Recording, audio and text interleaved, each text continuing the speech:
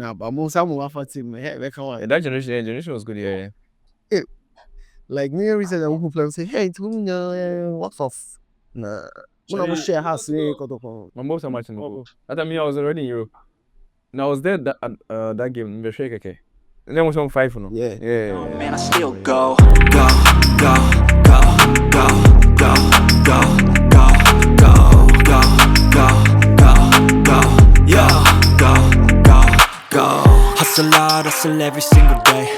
I'll be making moves till I'm buried in my grave. To the system, I don't wanna be a slave. I've been doing shit my way, or the highway. And in the driveway is a nice range, 'cause I grind through the time.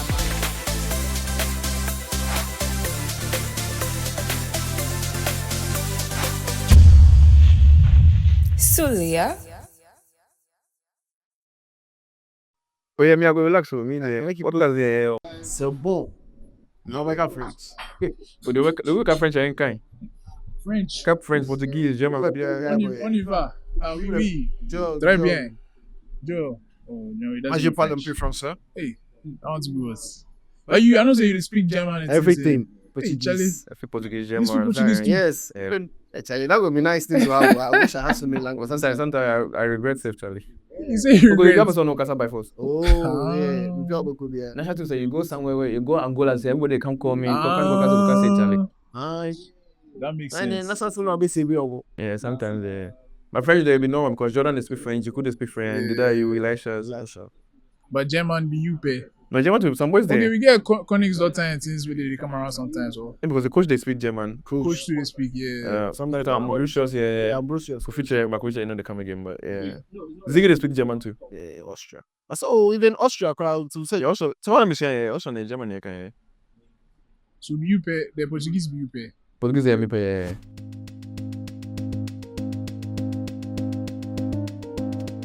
I mean, I was saying that I did watch your transfer history. So you play more teams. That's sweet. Hey, More like a shower player. crazy. But yeah, unruly though. Unruly. Them dead. Them dead. Yeah, Charlie. tell us dead. about that. Tell us your life was down so. Yeah, I mean, it started like way back, I think like 2010 when I went to the academy.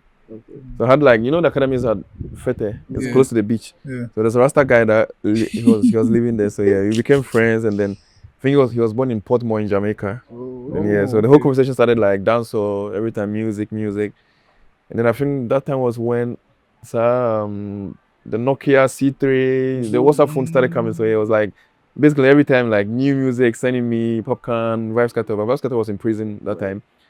And then yeah, it started from there. It started from Ja Vinci actually. Yes. And then and then a street, because I remember when the BBM thing came, Yep. I was testing with his manager, Ja Vinci's manager. I'm not nice, yeah. Hey, Nah, but sorry. that BBM thing, they link you to me. You know who that is? Travel Shallow, but I used to put They on used- BBM, oh, bro. really? Yeah. Yeah, so it's that time. BBM actually. used to link us a lot. Yeah. Oh, that's So we started crazy. from there, and then Popcorn came into the picture, and then I think everybody started calling me unruly from there, and then Oh, always okay. like there's no Snapchat, Instagram was not too big, so years after, it never went off. Then yeah, unruly came, dead came, and then why not? So I even have like the sign here on my body, so You said. so I'm right into it. So he's your top popcorn. Dance artist, yeah. so give us your Obviously, like dancehall basketball is like top, but So like dancehall somebody top that will always go to listen is Popcorn. Yeah, top 5, yeah. Give us Top 5? Yeah. I'm just gonna mention the names. It's not one or No two. order, So, Vibes Scatter, Popcorn, Alkaline, Shit. Massacre. Massacre, bro. And the last one is a bit difficult because there's new boys in the game that is very, very good. So the last one will be between TJ, Skilly Bang, and Jashi. But then TJ is like really, really up there. But my kind of music, I'll go for Jashi. Chaba, what about when I Ghana boys? Ghana here. Say Shatta and them. Stone Do Boy. you understand? You know, It's like they're all my guys, Yeah. but I'm more close to Stonebwoy, obviously, Okay. and not because I don't like Shatawale or anything. I mean, Shatawale is good at his. I mean, he's really raised the dancehall bar very high in Ghana here. And then my kind of music is why I'm very close to Stonebwoy, because like I like the whole dancehall, hardcore, but I also like singing and like somebody that has like bare messaging in their songs. So yeah, I always go for Stonebwoy. But you yourself, have you done music? Yeah, I've got a couple. Is it? Yeah, I've got a couple. But then my music is always only played on WhatsApp. Oh, why she share some with us? No. Yeah, we want to hear your Is this mine? vibes. Yeah. Me about WhatsApp pay, Charlie. Oh no. And then that should be mine. Saying yeah, what's up? Yeah, I'm your WhatsApp. I've I've got like most of the boys close to me. Like Jupiter is like my guy. Yeah. Jupiter is my guy. We even played yesterday together. So I mean, they know that I have like the music mind and everything. I'm actually trying to build a studio in my house. Oh, serious? Yeah, for the boys to come, so you just have fun. Yeah. Yeah. I mean, my love for music started like I said, 2010 from dancehall, and then growing up, I don't know how it happened, but then it was so organic that I've got most of the boys like Kofumole, all these boys like we click so naturally, and nothing is being forced. So I think like my love for music is very, very high. So when you come, you hung around with the musicians. Yeah. I mean, Kofumole was at my team. Jupiter came. I played with Jupiter yesterday. But Taranki was supposed to come, but then he was in I think he was in Lagos. Yeah. So yeah. So I try. I mean, But the Jamaican artists also I've got a couple of friends there. So try. How does it feel though? Like right now, the people that you're listening to them when you're younger. Right now, they're your friends. Like, how does that feel? I think it's so easy. The answer is fame. Or I mean, if I wasn't Gideon, I'm not sure like I would be close to them. So yeah.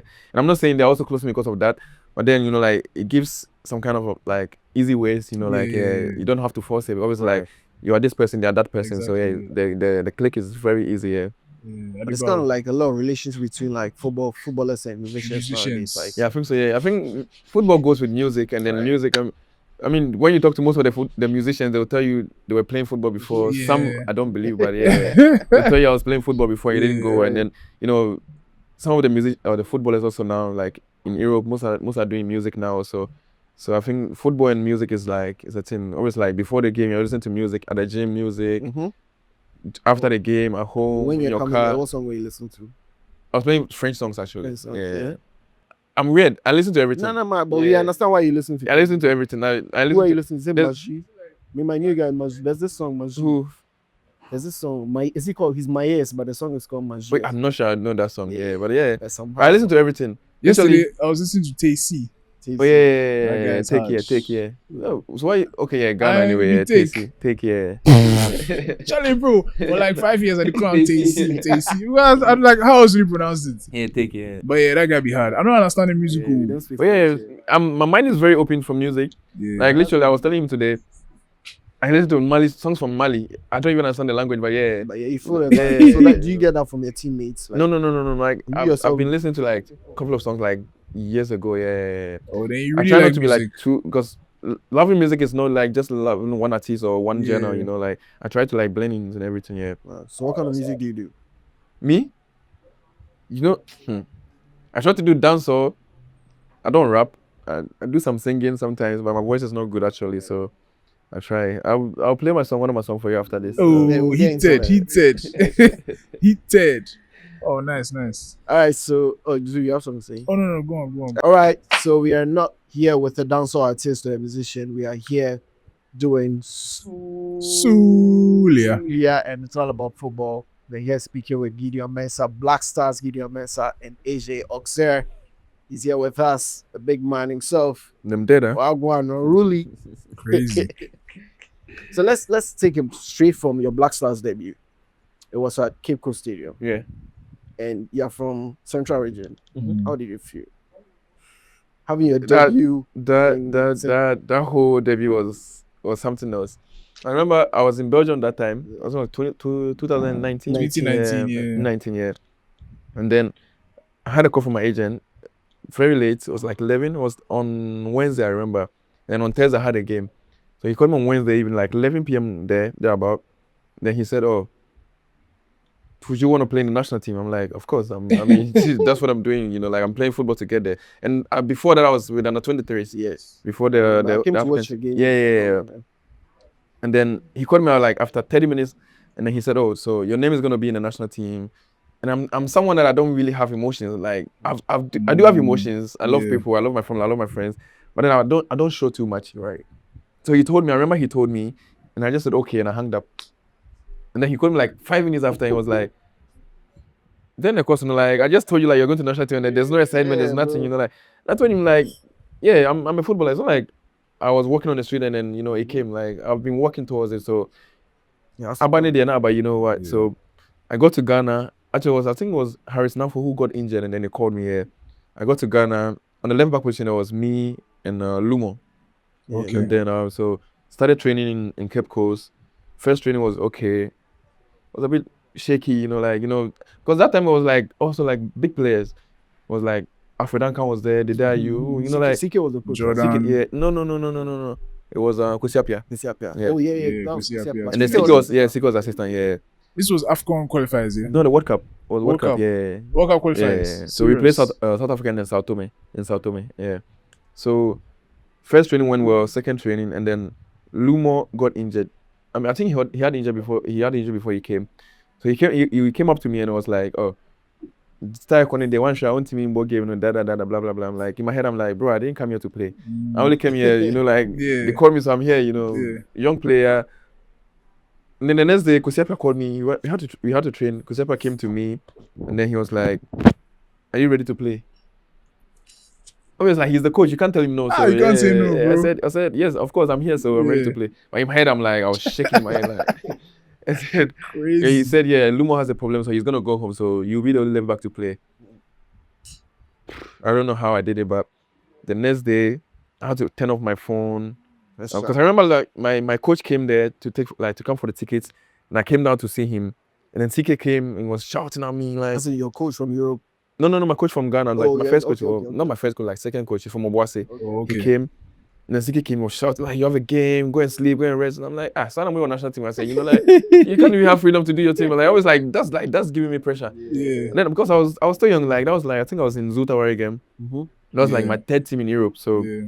The experience was not too much there. I think I was like 21, 22 there about. Yeah. So I was still young, in my head and everything. The game day came, started the game. First 10 minutes was very bad. Not too bad, but I was, like shaky. And then this is something that I always tell the young ones that comes to the team. When you come to the national team, we, the people that have been there, we always want to show something. Even though you're the young one who wants to show, when you have the ball, we are always shouting, pass the ball, pass the ball. And this is what happened to me. Jordan was playing in front of me. Every time I get the ball, I don't even control the ball. Hey. So yeah, like I'll be rushing to pass the ball and then I'll lose the ball. Like the first 5-10 minutes, I was doing that. And then after the game, I remember CK told me that first 10 minutes, Kusiapia went to him, was like, Gideon, where should I be? He was like, I was shaky, like. But then after the first 10 minutes, I was like, okay, like I came into the game, I did Because my around that time too, the CPR, his job was on the rocks. Yeah, So he doesn't take any risk. yeah, because I remember that game was like 3 of us who was like new boys in the team, Baba Idrisu, Kudus, and me. Yeah, Kudus made his debut. Too. Yeah. So Kudu scored that game. yeah, he scored that game. Yeah. So it was like either you play the young ones and you lose the game, or you lose your job, or you don't play them, or and you keep your job. Like I think he had like confidence in us, and then he played us. It went well. I think we won 2-1, 2-0. 2-0. Yeah, 2-0. Yeah, and then we went to Sao Tome, played my second game again as a first 11 player. Then from there, I think the confidence was just there. So yeah, I mean, Kusiapa gave me my debut in the national team. So that was, both of them were 90 minutes. Yeah. The first solid, 2 games, solid. 90 minutes. Yeah. So one thing about your debut, it's something that you are mostly the leader when the new guys come, when they do the dance. Yeah. You are the first person to put on your Instagram live. Yeah. How was yours though? I've never seen yours though. But That's a good thing. I've You know, never like, seen yours. 2019, TikTok was not there. Oh. Snapchat was not too big. Instagram was there, but it wasn't like, and nobody was. I think there's only one person that has my video, and that person is not coming to national team anymore. There's only one person, and that person, like, every time it's my birthday, he posts that video, but I don't repost it. Because I I've think, never seen yours, but it was you like, have everyone's video. Yeah. I think it was that thing is a good initiative though. Like, it gets the boys to, relax, because right after you doing the dance, always like during the dance, the coaches will speak to you, they'll laugh. It's not like you're not on the pitch, it's like everybody's laughing. So if you're really good in the head, you take your confidence from that side and then you just move on with it. Yeah. So mine, I think, was me, Kudus, Baba Idrisu, Tariq Jibril. He was also there in that camp. Yeah. We did the dance, and then from there it was like, why not? Everything was okay from there. Cool. So coming back to like Black Stars, I think Black Stars for a long time we've had a problem with the left back. Yeah. For a long time we've had a problem with the left back position. And I feel like now you have owned the role. Like right now, if they're doing the team sheets, nobody asks questions about Gideon. But there was a time where, like I say, when you were making your debut, it was like, hey, I hope this guy, if you play, da, da, da, da, da. But now it's like team sheets. There are some 1 or 2 names that you don't say, okay, you don't even watch yourself. Like I think maybe like say Jiku will play. Maybe if Salisu they around, he will play. Gideon will play. Maybe Jordan will play. There's some players that that they have taken as spots. Like how do you feel any pressure with that? Because even though it's your sports, you will feel lose how many times. Yeah. I mean, I think it's not pressure, but it's in a way, I don't know how to put it, but it's something that you have to always keep in your mind that the position is not for you. Yeah. You know, it can be gone anytime. I mean, national team is for everyone, like I always say.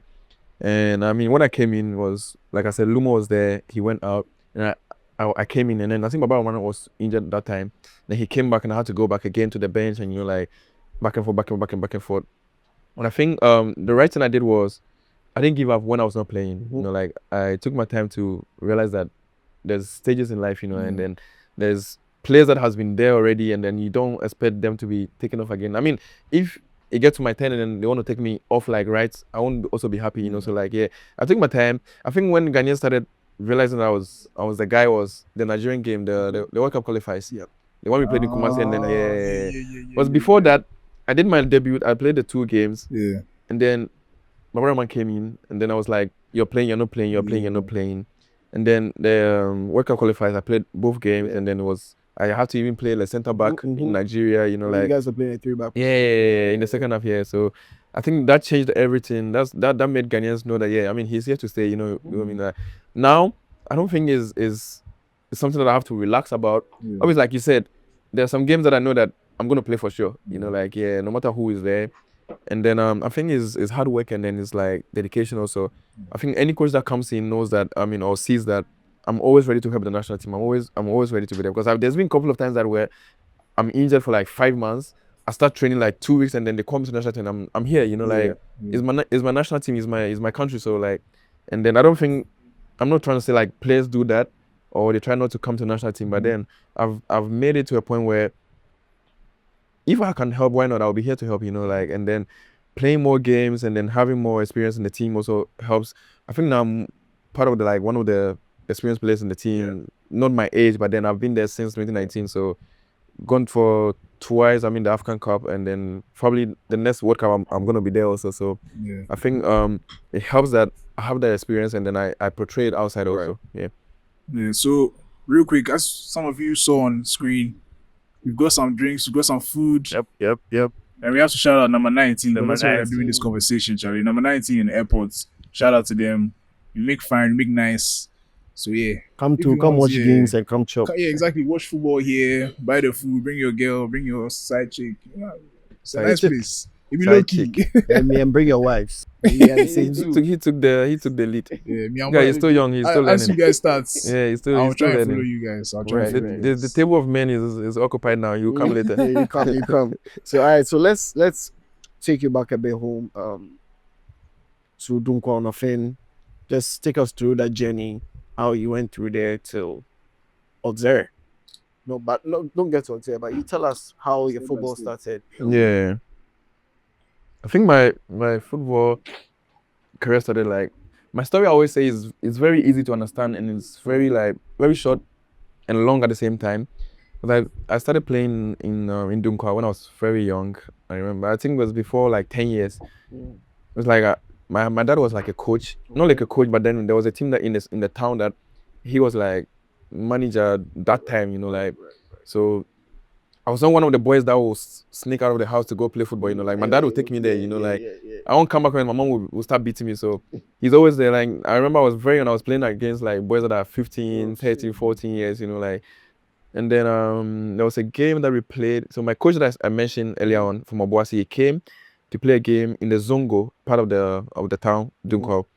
Then I went there to play. He watched the game. He saw me. He was like, "Yeah, I like you. I want to take you to Obuasi." And then I remember I was 10 years. It was two years after I started my career, my football. It wasn't career, but then football. Then my mom was so bitter about it. She was like, "Nah, I'm too young to leave her and stuff like that." So, and then that was what I chose to do, So I didn't even have time to decide for myself. So I had to move to Obuasi, and then from Obuasi, I think I was there for like probably like 1-2 years, and then I had to move to Cape Coast because my dad, I don't know how he got the man, but my dad knew one man who had academy there, and I moved there. And then I think 2009, that was like the regional games. You know, that's when like the Milo games was very, very. So we went to the Milo games in Kumasi. We went there. You know, Final Academies in the Central region. So you go there, but then you see like boys from the Final Academy coming to help because they're in the Central region. So they came. There's players that we still talk to. I mean, they're my teammate now. They came. It was so nice to see them. You know, like the van will bring them. They have food. They have clothes that they're wearing. Like, even wearing our clothes and stuff. It was like, but then I was still young, so I didn't even know what academy was. You know, like what Feyenoord or right. I think White Reading also, and then Red Bull Nsukakupe was also there. We went to the tournament. They scouted me there from Feyenoord, but then there was some tricks being on me, Charlie. So they picked me, but the coach that was coaching us switched me and then put another player there. Who is this player? You know, so the player went there, but he didn't go with after the Justify, so they didn't take him. I remember I came back to the camp again in Salt Pond in Cape Coast. Still playing, still young. And then Salt Pond was like a bit difficult also, you know, like you're playing a team where it's like academy, but it's not academy. You have to bring your own food, you know, like boys are struggling, you know, like you have a place to sleep, but then, you know, you have to work for like 1 hour before you go for training, come back home, there's no food to eat and stuff like that. So I was still struggling, you know. I remember 2010, the next year, the Milo Games came again. And then I went back to the camp again. And then I was like the second year there, so I was like the captain almost. We went to Sunyani for the tournament, and I didn't play. You know, they do this screening when they were doing the Milo Games. So they just watch your face and say you're out. You're not playing. It's not even about your weight or your weight. No, it's not about your passport. Your face group. So the whole place will line up, and then the regional ministers or whatever, they will come. They'll be watching. Say when you go out, so they took me out actually. I don't know how they took me out because they've seen me like play the year before. They took me out. I remember that day I was crying like because I was a captain, you know, like. And fortunately for us, we won the cup. Central Region won the cup that year, 2010. So they didn't pick me. I remember there was a game that I was watching. It was Central Region Greater Accra, and then I was passing by, and then Sabrokin, he's the owner and the founder of Feyenoord. He saw me, so he called his driver and was like, I remember I picked this boy last year, but I didn't see him at the camp. You know, so the driver went to the coaches now to tell them that Brokin said he chose this guy a year ago, but he didn't see him at the camp. You know, So during the tournament, I left them because the Brokin was leaving Sunyani to come to Accra. So he took me in his car. We went straight to the camp. Before the players that is left from the tournament came. So before they came here, I was already playing my Justify there. So funny story, I got there, the boys came, we played the tournament, boom, boom, boom, boom, boom. I was not even a left back before. I used to play like left wing, 6, 8. You know, I was very skillful. I think now you can see it a bit, but it's not too much. When they asked me what was my position, because I was already training with the team before the boys came. So I've seen whatever I have to see. What position do you play? I said left back because the left back was very weak. If I say left wing, I'll be gone. I'll be home because the players there, they were like sharp, you know, like I said left back there, and it started from there, left back. And I remember being there. Left back has been like a position where nobody can come. I remember boys like I don't remember who, because you know Kamaswa, right? Yeah, Kamaswa. He was also a left back before. Oh, is he? Yeah, he was left back before. So he came from so his coach Braffy was a scout for Right to Dream. Okay. I remember he came to the camp. Because I was there, like when I was there, like bro, open a left back, you go home. Nah, you go home because I was like solid. I was very like the skills was there. So Kamal came to find out. So he came and then I think White didn't go angry because you are a scout. Why do you take your player to another academy? So they came for him, then they took him back to Right to Dream. Yeah, but I mean Dunkwa, I didn't really spend time in Dunkwa a bit. I was like 10 years when I left there, and I've never been there again. Is it? Yeah, I've never come back again. Yeah, no. Not even to visit. I've never been there. Wow. So it's a bad thing for me, but it's not my fault. Where's family now? They're in Accra now. Everybody moved here. That's right. The thing is, something happened with my mom and my dad when they were there. I was gone already, but something happened there that now they don't allow the kids to go there anymore. I hope so because you're taking it to go and play football. To where? To go and play football. No.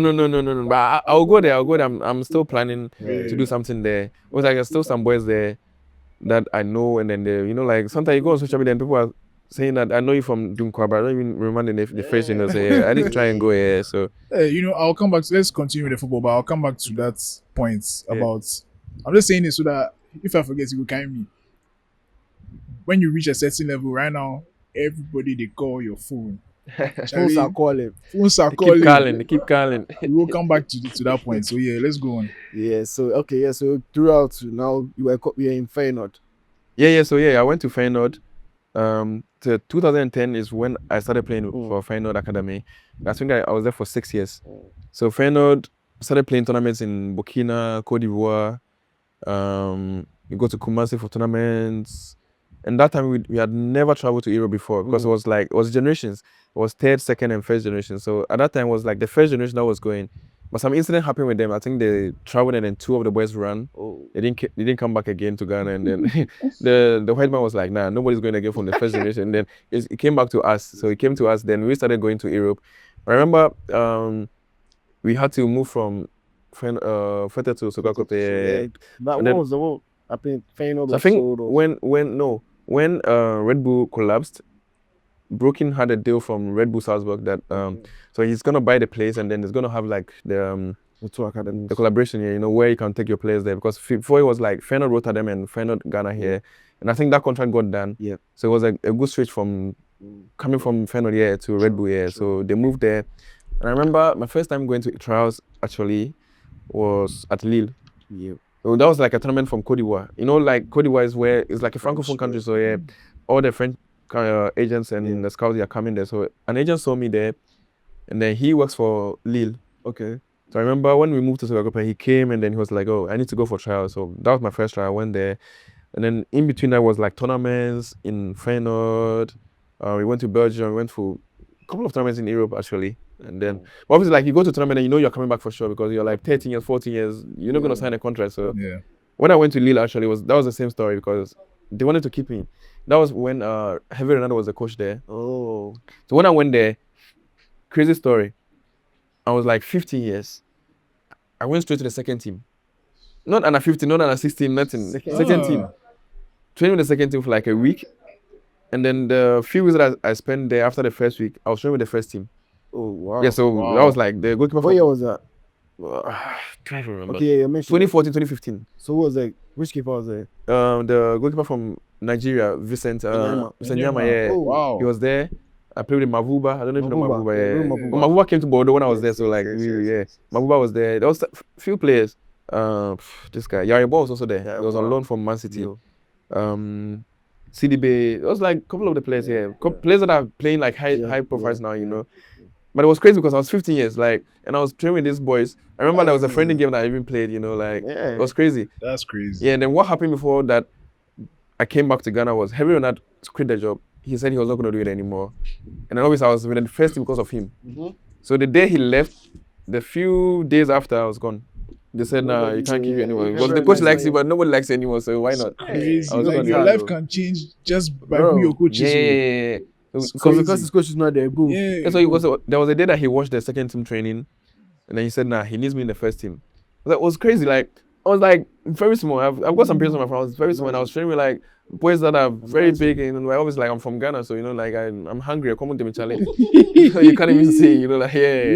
Play with whoever. Yeah, so like mostly this is the problem. When I go to clubs and they see that I've been at Lille, I've been they always think like I'm old, like yeah, like I started traveling to Europe when I was like 13 years, like yeah. And the way, okay, from Africa, if you play for all these clubs already, then yeah, so like mostly the thing. So when I was 18 years, I started playing for Salzburg, and that was before because I was working with Judge Mendes before, the agent. Yeah, it was like I was working with him, but then him you don't really work with him. He has spare agents that works with him. So like I was in the company, so I had like good chance to go to like big clubs. So from Lille to Benfica, that was him, and I was supposed to go to Atletico Madrid after Benfica, but then that was when I was like 17 years, almost 18. So like. So like I remember when I was leaving Benfica, so I was Benfica for like 2 years, but I was doing back and forth because that time was when we were also playing the Premier League in Ghana here, and the late Coach Ade was also there, and he loves the Premier League. So most of the players that he likes, he never will let you go. Like Ukwabuchi said, you come back because he needs you. Like there's days that he will call me in Portugal. They will call me that there's a particular night we need you to play, so you need to come back and play and go back again. So I'll come to that because when I was watching your game against Scotty Pro, the commentator was Red One. He said that Gideon Mensah had just come back 4 days ago from Yeah, Benfica. He was playing against Kotoko. Bro, that game, I remember I came from like Portugal, boom, they picked me from the airport straight to camp. Trained for 3 days and I was playing the it was crazy. Yeah. It was like he not play Premier League in Nankasa, he loves the Premier League. So and then he's that guy that when we win the game, the next day he's in Accra doing radio tours. But when we lose the game, he's sleeping at the camp. He doesn't come to Accra. Like, yeah. So like I remember there was times that they called me to the local Black Stars. I've never been to the under 20, under 17, under 23, but they called me to the local Black Stars straight. He said no. He said he needs me in the camp. He's not gonna let me go. Oh, Charlie. I was like one of the main boys. I think it was that time was me, Majid, Boateng, Yumano Boateng, Waja, yeah. Richmond Lamptey. Like that squad, we'll kill you. People, like maybe only me and him will relate, but that Wafa team. No, that time we'll No, I kill mean, you. I even see, and the keeper, what's the keeper's name? Abalora, Felix Sazan. Yeah, Felix that time Annan, Felix. yeah. So after Another Felix Wafa Sazan, team even had- Abalora came. Yeah, They yeah, had yeah. squad. No, that time, that second time team. we will kill you for sure. Now we will kill you. Kotoko has went there. If you go there, you collect 5-4. We will kill you. That Wafa, time, 18-year-old boys. yeah, that time we will kill you. Yeah. Najee Ashmiru, Gideon Waja. Yeah. That squad was like a good squad. Listen, I even saw that Richmond Lamptey was even passing. Yeah, he was at so Richmond was a left back. Is it? So when we were fetted, he was a left back. And I remember when they came from first division to the Premier, there was a coach John Killer. He's a white guy from I think he was from Belgium or Holland. He liked me a lot. He bring me to the first team, and Richmond has to change his position. Because I was the main guy now, like left back. Nobody, like I said, like nobody comes close to left back position. So I started playing. I was like, when I started playing Premier League in Ghana, I was like 16 years. Playing Premier League, like Richmond Lamptey was playing the midfield. The midfield was Waja, Majid, Boateng, and Lamptey. Kennedy was the midfielder. Kennedy was a midfielder, but then they used him as a centre back. Okay. It was like they didn't really want to add like boys from outside, you know, like the boys, because you're only coming from outside to play Premier League. That means you're already like 26, 25. So yeah, they wanted to keep like the age like 19, 18, because you're playing the league for them to sell you outside, you know. So yeah, and then so left Benfica, and then before leaving Benfica, I was supposed to go from Portugal to Spain to go to Atletico Madrid, but then I told Broken that nah, I don't want to go because at the same time Red Bull wanted me to come to Salzburg. And then looking at Judge Mendes, you can go to all the big clubs you want with Marco clubs in Nigeria, but then some of the clubs will sign you just because you are a Judge Mendes player. They won't sign you because they want to play you. So that was the deal. Like when I went to Benfica, I remember the phase I went to Benfica. So that means some of the clubs are scared of Judge Mendes. Yeah. But he owns most of the clubs, not like the owner, but yeah. Like Atletico Madrid, when you go to Portugal, most of the boys, they are his boys. Boys that goes to Wolves and come back to Portugal again, like Renato Sanchez. When I was in Benfica, he was my roommate actually. Oh. He moved from Benfica straight to Bayern Munich and then, you know, start coming down, Lille, and now going, yeah. That's how Judge Mendes works. Right. He has the influence to take you to everywhere you want to go.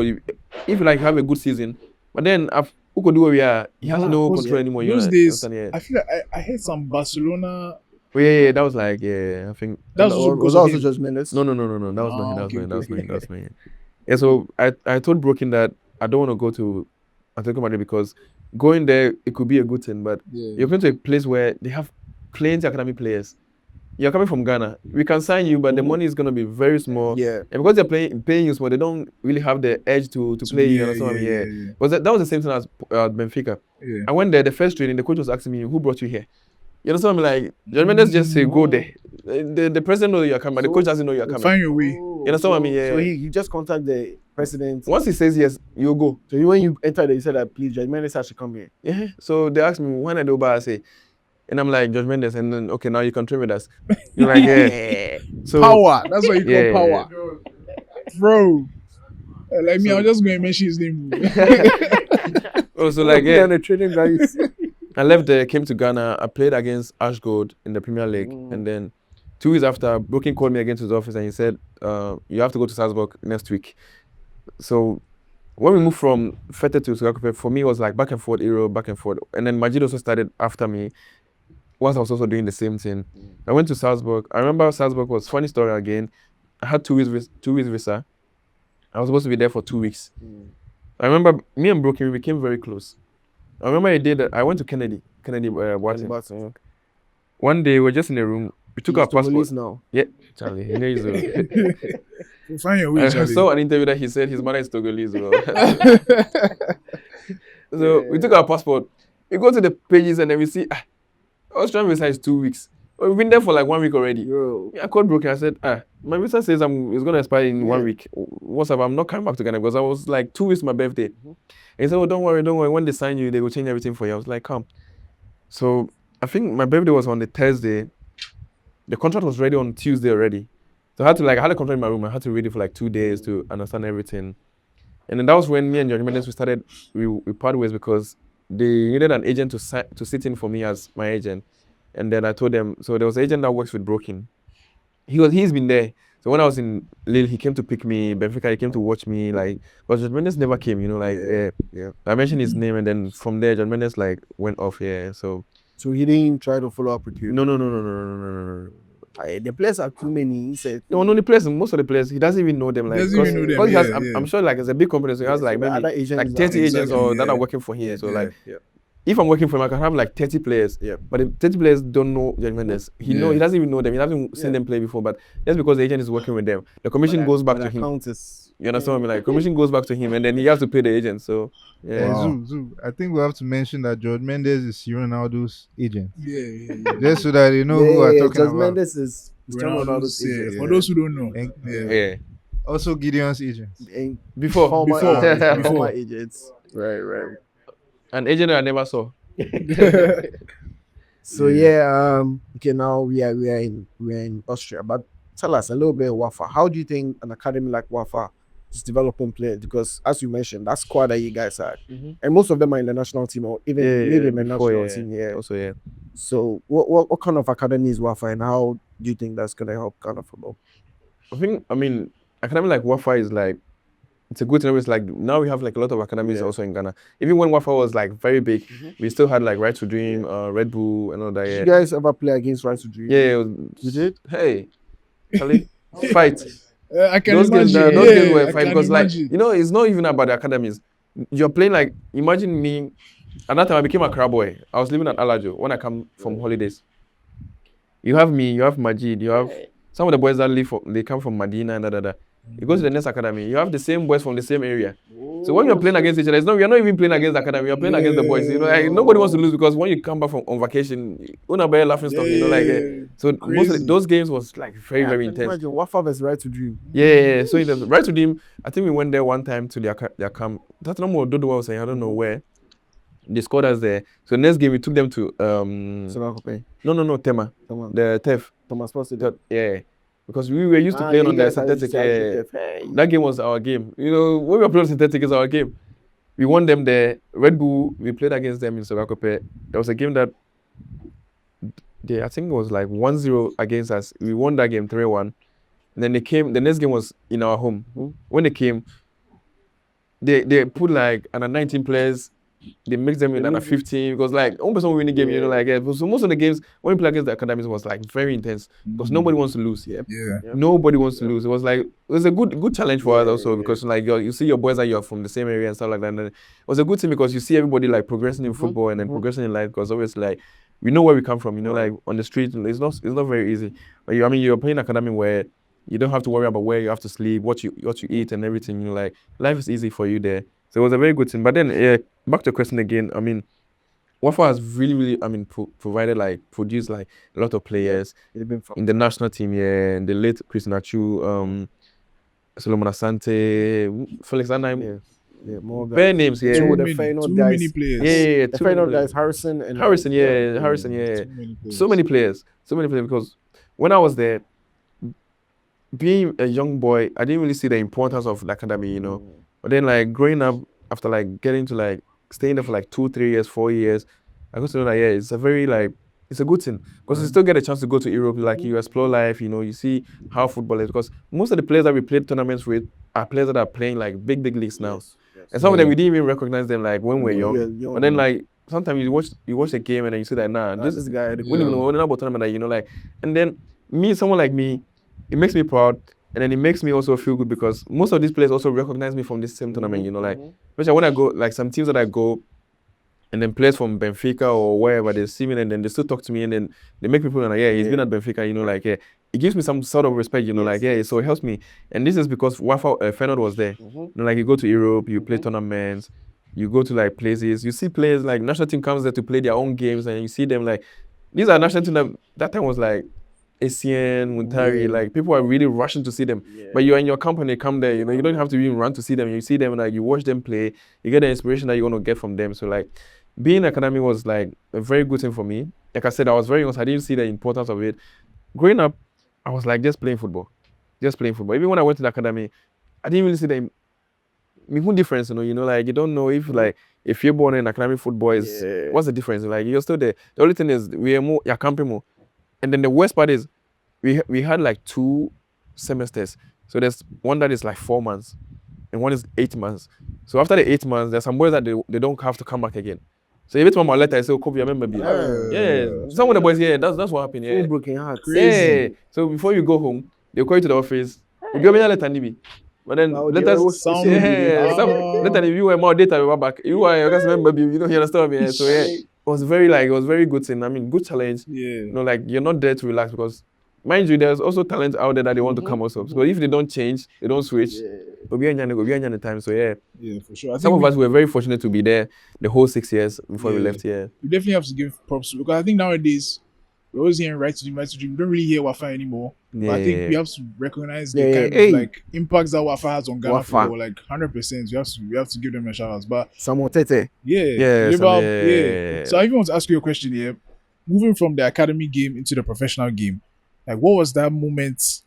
Whether let's say somebody body checked you or somebody dribbled you, or what was that moment where you're like, hey, Charlie, I mean, right now I'm playing with the pros. Like, what was that one moment where you're like, Charlie?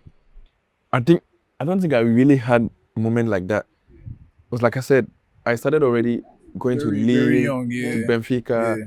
and then all these teams that I was playing with players that are very, very top.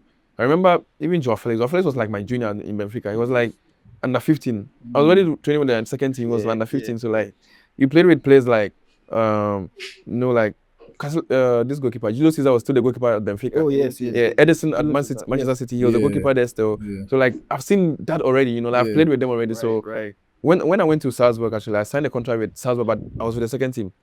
And the second team was a bit easy for me because I already played Premier League in Ghana. Yeah. I played with most of the academies and stuff like that. So I blended in so easy. Yeah.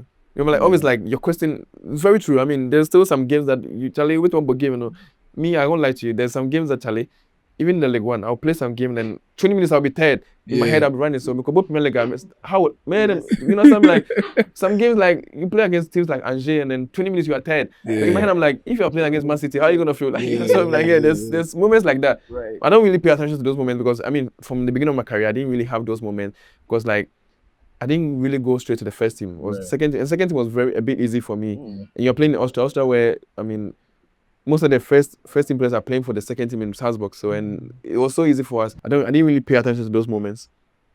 Crazy.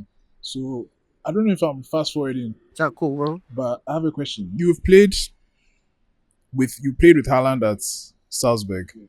You've played against Ronaldo. You've played against Messi. You've played against Neymar. You've played against Mbappe.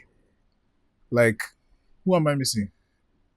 I think there are more, but maybe There are I don't more. remember. But basically, like these names I've mentioned, let's say if Mbappe and Haaland finish their career, there's a possibility that all these guys will be top 10 players in the history of football. Like, how does it feel when you look at your career, like already, because you're not even 30 years old yet. Like, you've faced the best of the best. How does that feel? I think it adds a lot to my game. It was like my career and then my journey also, because we come from Dunkwa, like you don't really expect yourself to be. You understand what I mean? Yeah.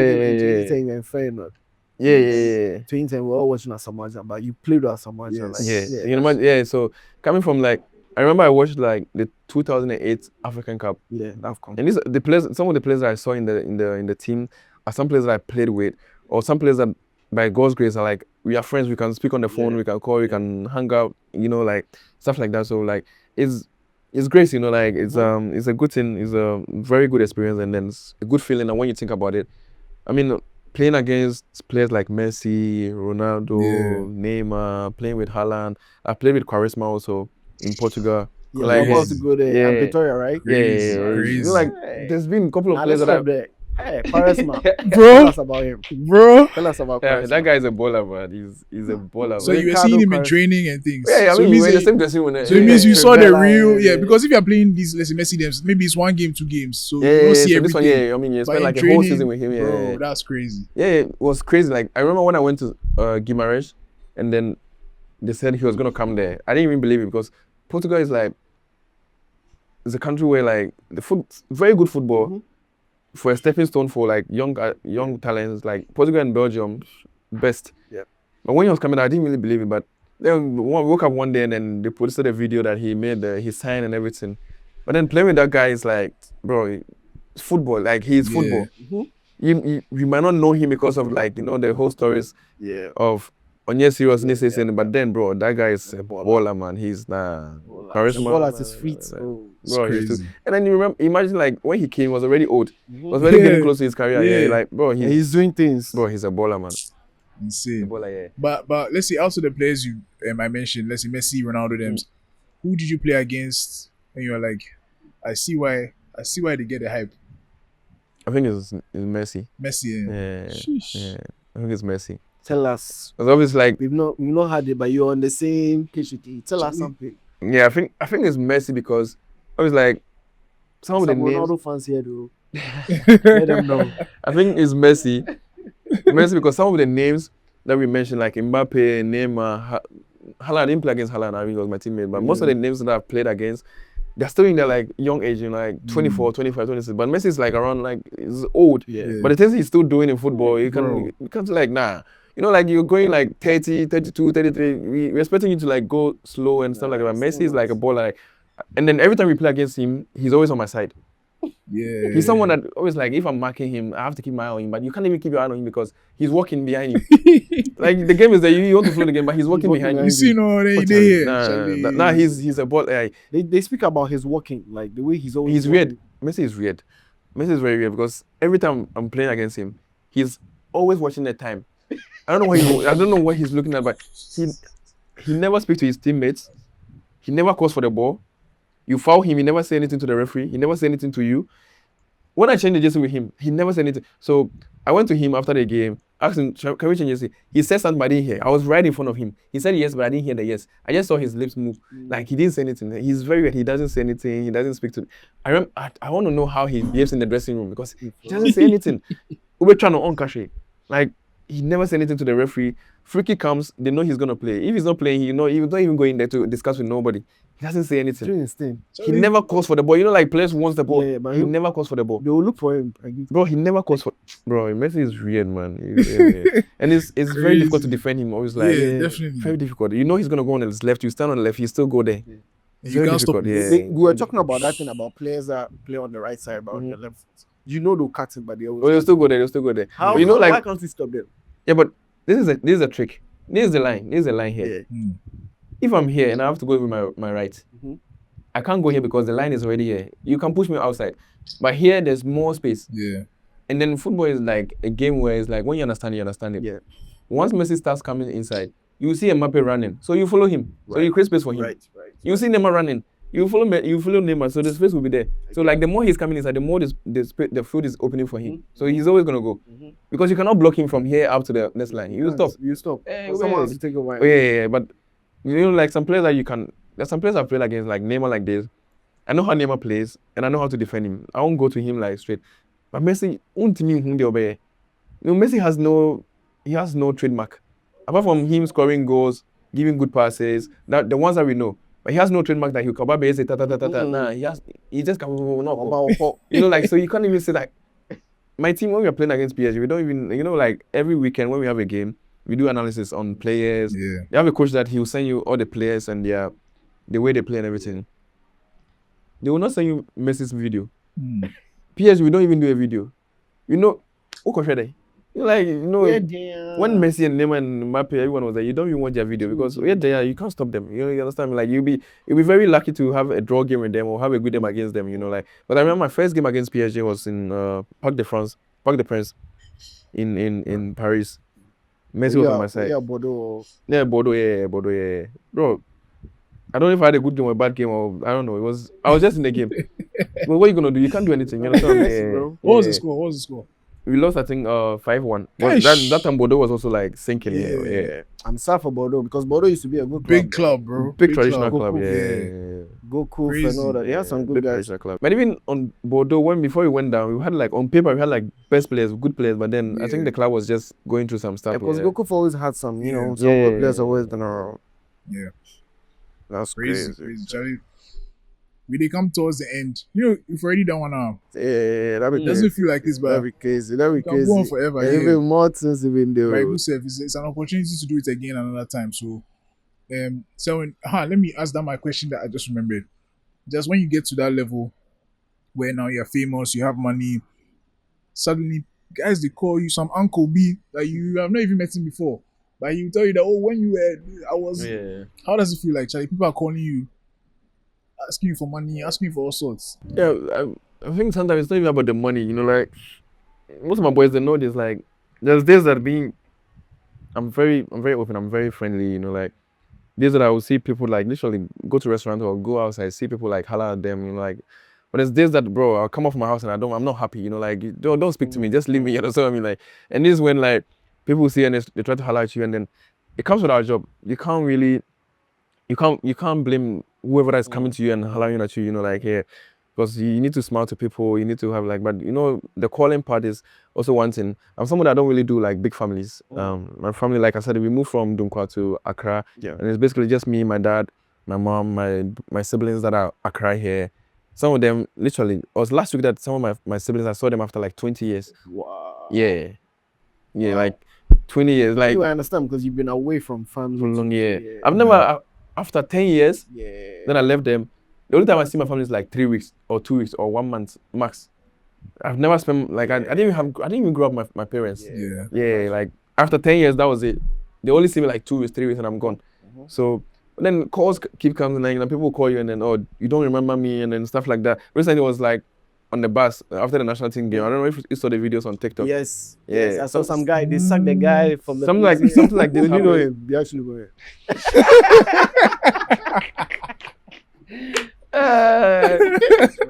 I remember that video. So the thing is, that video came out. All the Feyenoord boys that I know, nobody remembers the guy. Charlie, yeah, boys. Nobody remembers the guy. And then I felt bad for the whole video team because you know, like when people start tagging you and then you're a bad person and you don't. But one thing the Ghanaians has to understand is that particular day or that time, even if my mom came into the bus, they will sack her. Because you just can't enter the bus like that. You understand what I mean? Like, and mind you, we the place we are way behind the bus. Anything that happens in front of the bus, we don't know because me, my phone game, my family phone, head chest and so I'm probably telling my family to go and meet me at the hotel. So if I knew someone was gonna come, of course you come to the hotel and meet me. You understand what I mean? Nobody, even the place, will be in the course. So was in the video he said, Obabas in no jump into Mupamona there, and then I'll say police will be catching and say, we do a professional man in call and there was a whole lot of stories, you know, like one he said, I saw him Friday at the training. I said, come to the bus after the game. There was one that he said he tested me on Instagram. Bro, my Instagram is private. Like, I don't get request messages. Bro. I blocked everything. So it was like bad stories, you know, like, and that's one of the things. Like you get to a point where like, I don't want to use the word people trying to write on your name, but then everybody trying to like act like they know you. Sometimes you are forced to make people believe that they know you actually. Yeah. And then once you leave the area, then you can go on with your life, you know, because sometimes it's just sad that people try to get people to know that they know you, and you have to pretend that you don't also know them, and people will feel like you are pretending not to know them and stuff like that. It gets a bit frustrating sometimes, very hard sometimes.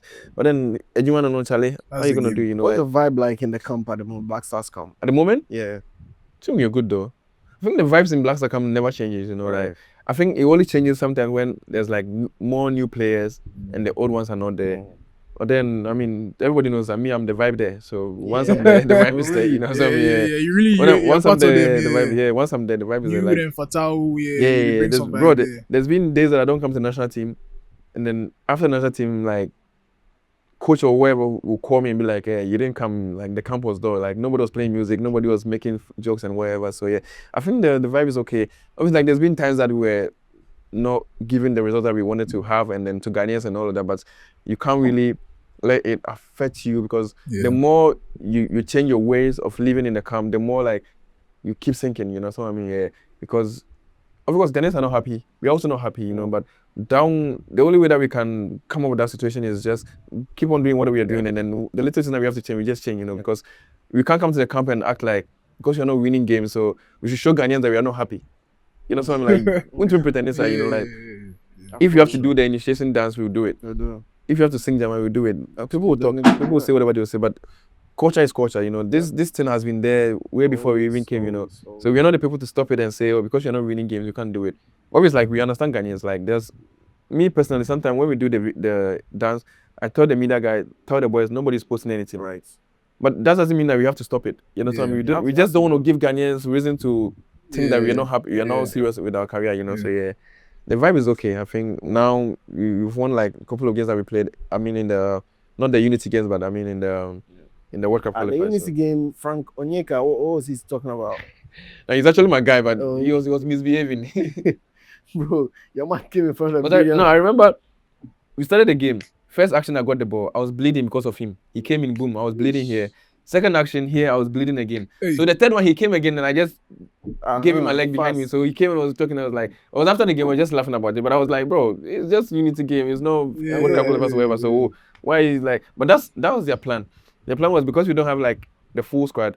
They were let's go physical, and then just score the goals and then just rest. You know, that's what they did. Yeah. Good question, Offset. Yeah. Yeah, so Gideon, you know, Selwyn is my friend. There's been a number of times he's been waxing lyrical about Wafu and Right to Dream and all of that. He's big on youth development. And one thing we are trying to do on Sulia is to try and spotlight Ghana football and how we can improve it. You were at the ranks at Wafu. Wafa, sorry. We are trying to figure out what will be your message, or what do you think is the piece that is left that we can see more of systems like yours, and then the Right to Dream type to see more of such academies and such teams in Ghana football to nurture the talent and to create good teams for the Ghana football to be attractive? I mean, it's a good question. I mean, I think there's not really much of pieces missing in the tin. I think the only thing is, in the other way, I would say football is is developing very well in Ghana here, because before you had to go through Right to Dream, Feyenoord, or Red Bull to go to Europe. But now we've got so many options. I've seen players that are playing in Europe where they didn't go to no academy. I think before your question is coming from a way that before the focus was just on academy. But now, by the grace of God, we have like so many options. Yeah. I see teams that like there's a team, what's the name? Shooting Stars. Yeah, you know, like this boy Christopher. Christopher came from Shooting Stars, you know, like and Christopher Shooting Stars is not academy. Yeah. You know, so now I think the focus has switched from like being just an academy player to go to Europe, and then now it's like almost everywhere. Yeah. Every club are having their own links to go to Europe, and then every there's like even the Premier League teams, they are also doing it. And because I know Mediama provide players to Europe and stuff like that. Kotoko also, like, once you are young, why not? You can still go through it. Yeah. But I think we should just continue doing that. I mean, most of the clubs shouldn't just focus on Premier League and then, you know, like the old players and stuff like that, because there's still some. I played the Premier League when I was 16 years already. So it shows that somebody who's 16 or 17 years can also play the Premier League, and then through that he can also go to wherever he wants to go, you know. So I think the question, but then before the academy, the focus was just academy. Before, if you don't play Feyenoord or Red Bull or Right to Dream, I'm fine. Like nobody cares about you, you know what I mean? Like, because that was where the links were. Because you go to Europe for tournaments, you go for like tournaments where scouts are always there and stuff like that. But now, like I said, other clubs are also coming up where they're not academy per se, but they also have links to get players outside. I think we should do more like that also, like just not the academy, because academy takes time. I was academy for 6 years. Literally, you can go to a club where in Accra here, you can be there for 1 year, and then once you're good, you're good. Like the boys that went to Barcelona, Aziz, and then they didn't go to no academy. Yeah. It's just a normal team in Ghana here. Like they were playing for Accra Lions and Accra Lions. Yeah, it's not academy, you know. Like, but then through that they're also in Barcelona right now. So like the focus was just before just on academy, but now I think anybody who is trying to invest in football or trying to do much in football, you shouldn't just focus on academy, because you can also get boys on the street where they're even better than us that we played in sure, academy, you know. yeah, So we yeah, shouldn't just yeah. focus on, because before, like I said, once you know somebody's playing for final, you come back to from the academy on holidays, and then maybe you will be on TV as in change because you think, oh, this one came from academy, so let him play, you know. Yeah. But then the focus is now switching now, which is very good now. So like now everybody's like, there's so many chances for everyone. You don't have to go to the academy. Yeah. Makes sense. Makes sense. Yeah, this season. Oh, Yeah, so the follow up to that is that I mean, I guess the perspective you're looking at is how we can ship and export our products out there. Yes. But I'm big on developing it here. Okay. And I'm asking, what is the key factor? You've seen it at the highest stage.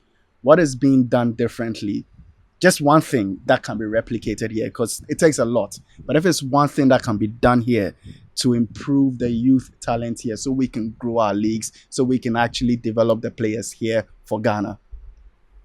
Yeah, I think there's already some ongoing progress, you know, when it comes to that, because like I said, there's been boys that are going. I mean, now you can see like agents coming from Europe to have tournaments here in Ghana Yeah. to scout players, you know, like to scout young players, even like players that are already in their 18s, 19s here. So I think when we're talking about development in Ghana here, it should just be like more teams, more opportunities. You know, it shouldn't just be about like I said, the academy, you know, like not everybody's gonna go to the academy. So if you don't focus on, it's the same with the national team. You know, when they say, oh, national team is not performing good because they don't care about the under 20s, under 17s, you know, like we just have to switch our focus mainly on the young ones, you know, because the young ones are the one who's gonna take over anyway.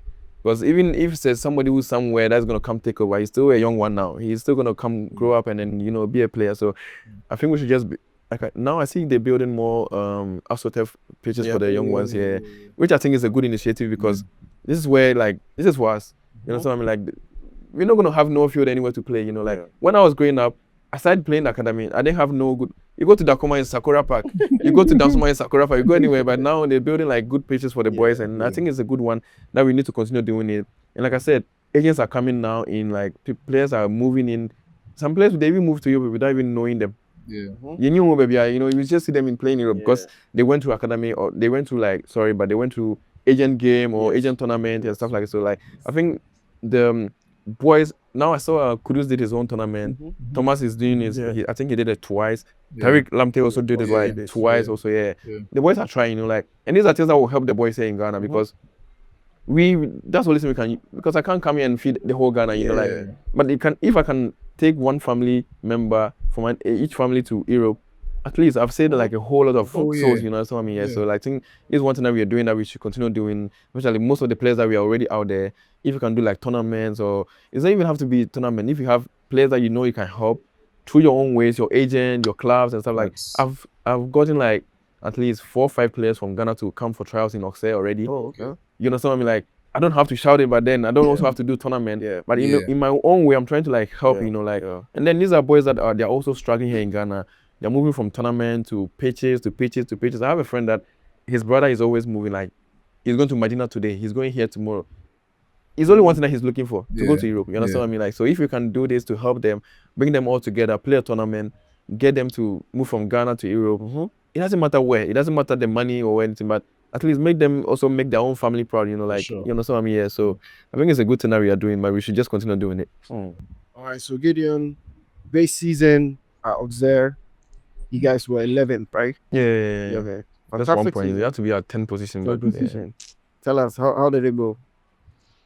I think it was like you said, it was a good season. Because I didn't start the season with them. I got injured after, I think I only had like 3 trainings. Because that season was my fault, because I was doing too much holidays. So I went to Marbella, came to Ghana, to Greece. So I wasn't training. So I went back to pre-season and I got injured. My calf, I had like grade 3. I had to out for like 4 months. So I missed like five games of the season, But then the season was very tough. We played, I think we won our first game actually against Nice at home. And then the few games that was we lost everything. We lost Le Havre, we lost Nantes. Most of the small teams also, like, not like the big teams. So I think when I came into the team, it was a boost for the team. Started winning games back and forth. There was weeks that we going like win, draw, no lose. And then always like we try as much as possible to play good against the big teams. Like Marcel, we got like 6 points from Marcel this season. We got Everyone's supposed to be a Mensah against Marseille and the Velodrome. Hey, I saw the highlights of that. yeah, that game because was you learn mad, how yeah. to be a left back. When watch that video. Nah, that game was mad. That game was mad. Yeah, that game. I don't know where the powers came from, but yeah, that game. Yo, yeah, But you know, like this is Just the run thing up with and down. this is the thing with me. I love to play big games. Yeah, like my agent knows this. Velodrome. Yeah. Marseille, And I maybe remember like some my people- first game in France with Bordeaux was there. Yeah, we played 2-2 with Marseille. Yeah. I love to play big games. I remember even like before I left Salzburg, we played like friendly games with Chelsea and Madrid. Yeah, like I one saw of that. I saw that. Those like two of my big games, like Yeah. and my best games in Europe. My Because I best remember games. after that, that's when the Barca. Yeah, that's when the Barca came. Yeah, it was two of my best game games. Like against trust me, like I Chelsea, was yeah. going boom, boom, boom, boom. So yeah, playing against Marseille was like, I know the team. I was gonna play against Greenwood. Greenwood doesn't defend. You understand what I mean? Like, so just defend him good, and then when you have the ball, nobody's gonna be in front of you. So that's like my whole plan. You know, like get the ball from the. And this is my plan when I play against big teams. The wingers are very good on the ball, but they don't defend. Yeah. So if you're like attacking left back like me, you have your own way. Because then you're playing against like you and your winger against a right back. So it's always two against one. two So against one. you have space to go. Yeah. Because Greenwood, I will take the ball from Greenwood and he'll never chase me. So like most of the big games, that's what I do. Paris is the same. Dembele will lose the ball, he'll never defend again. So you always play against only Hakimi on the line. You know, like most, but there's middle teams. And it was about you and Akimi when you guys meet. Yeah, it was about especially the last game we played was Yeah, like, yeah. it was hard. But he's a good player though. Yeah, he's like a very good player. Yeah. Is Hakimi one of the right backs that if you play with? One of I think he's mastered the position. Yeah, Oh, he's like, 100%. and now he's just booming. He doesn't think about anything now. Yeah. I think because at the end of the day, he's still playing with a team where they always have the ball, so you don't have to do much. You know, like if I wake up one day and I'm playing with Madrid, nobody will see no mistakes about me. You know, like you won't even say thing about me because I'm always with the ball. Yeah. And that's when like my talent will start showing. It's like a team like Auxerre, not a bad team because Auxerre has been there like Cisse, you know, like Cisse, you know what I mean, like yeah. Deschamps. So team like that, you're always against the ball. So even if you can come out with that season and make like 4 assists, You it means tried. like you did very like you went to your master. Yeah. You know what I mean? So playing there and then having good games and you know having because I remember after the first run of the season, they were about to do like the first 11, the best 11 of the season for the first run. I was part of like the best left backs. It was me and John Mendes here. Nuno Mendes challenging. Yeah. So if I can play in Auxerre and be part of like, you know, like a Yep. contest, Yep. you understand me? Like it means like I'm doing something good, you know, something like so. I'm doing my thing, but obviously like I said, I'm playing with a team where I'm always against the ball, so you won't really see much, you know, something like yeah. True. So to the people who've been saying, especially today, it's been around that French league, this French league. Me, I don't believe in that because I know the players French league has produced in this world. Bro. Arsenal became invincible based on Because French of the players. French league, yeah. So when I hear people say, "Oh, Ligue 1," bro, Nasri, Mbappe, bro, yeah, I Zidane, mean, I think really they all came from the French league. yeah. Tell them, what do you think? People who say that the French league is not. The French league is like a very good league. Big players, good players, even like middle players that you don't really hear their name. Yeah. Because me, I hate playing against teams like Angers, Saint-Etienne. Worry. So what's it saying as a Bro, they have wingers that they are hungry. right? You not dribble them, they'll not dribble you. Like, you understand? Like, it's fine. So, like, there's some names that you don't really know. You go to like La Liga or you go to Premier League where even the average player is a bigger player when it goes to like French league. Yes. That's the only difference because this league is like the league that everybody's talking about every time. And then when you come to French league where now they're trying to like bring players from Spain or wherever to the league. But then it's been there before. Even though it's part of like the top 5 leagues in Europe, people still believe that French league is very low and stuff like that. But trust me, French league is very difficult. Very difficult. Very difficult. I've played in Portugal, I've played in Belgium, Austria, but bro, French league is very hard. Like compared to like, it's very hard. Yeah. Because like I'm saying, you play against even the average players, it's very difficult to play against them. Yeah, and then you still have players like Payet came from, Dimitri Payet. you know, like Payet came from there. Like, bro, French league. Drogba played there. Drogba. Cisse Michael played Essien. there. Essien Everybody played who- there. I think everybody passed through. everybody has passed through. Zidane, Yeah. Henry, like bro, like Yeah. Makelele, The greatest- the Petit, greatest the players greatest have- players. Yeah. Even right now, Kamavinga, Chouameni, Mhm. where are they from? yeah. I think the only thing is the French league now is changing. Before they weren't too loud about it. Yeah. The social media was not too big. the commentators were not like, but now they're trying. Like I remember playing the Olympics games. Hey, even me, I got angry one time. When France is playing, the commentators. But when another team is playing, it's like they are own team kasa. But now it's a good thing because now everybody's thinking like French league is very low. So like so now that's they're promote themselves, changing everything. Yeah, because I think it's the same thing everywhere. If you don't really advertise your team, nobody Nobody will cares do it about for it. you, Yeah, yeah. True. True. yeah. True. So, Charlie, Oh, it's been a great conversation. yeah, perfect. Charlie. So yeah, Charlie, thank you so much for No, joining of us. course, man. Yeah. Every time. Oh, really? Them dead. Oh, really, bro? Hey, it's for that for you. Yeah, it's what they were. So Charlie, thanks for coming, bro. No, man. before come you on, leave, you man. have to say to the cameras, Su. Well, that's our thing. Charlie, we're kind. Sulia. Come here, come at me. What's this there? Listen, I was Oh, this is there, Toto. But yeah, so Charlie. No, which camera? This one? Yeah, so we'll talk. Thank you guys for joining us on Sulia. We take close up. All right, So now we can have my card with Sulia, no? yeah, we already talked. boy. Yeah, yeah, boy, okay, okay. okay. So 3, 2, 1. Sulia. Yeah. Mad.